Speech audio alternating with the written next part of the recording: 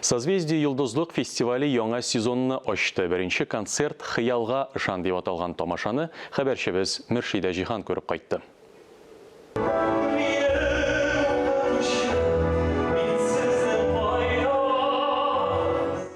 Созвездие Йылдызлык фестивале җөмһүриятебездә иң популяр һәм күпләр яратып өлгергән иҗади конкурска әверелде.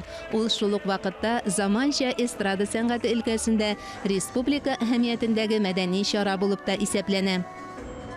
Ниһаять, миллионлаган йолдызчыкның күптәнге хыялы тормышка ашты. Безнең менә шушындый матур йорт булдырылды.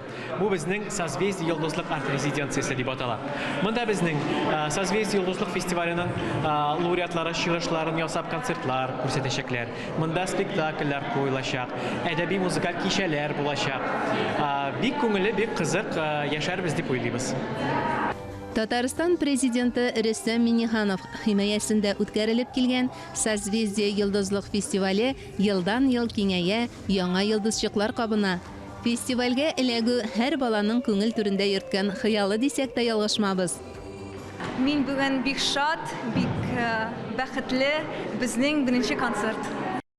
Тулы бер хәрәкәткә әверелгән фестиваль сезон ачылу тантанасына килгән тамашачыларга бай эчтәлекле программа тәкъдим итте.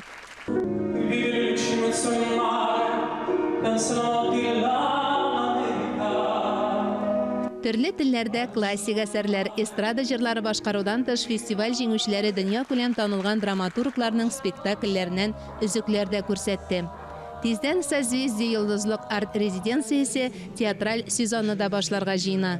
Иң беренче премьера Лапе де Веганың «Хәйләкәр гашыйк» спектакле. Репертуарда Хәсән Туфанга багышланганы да бар. Мөршидә Җиһан, Тахир Хәсәнов, Татарстан яңалыклары.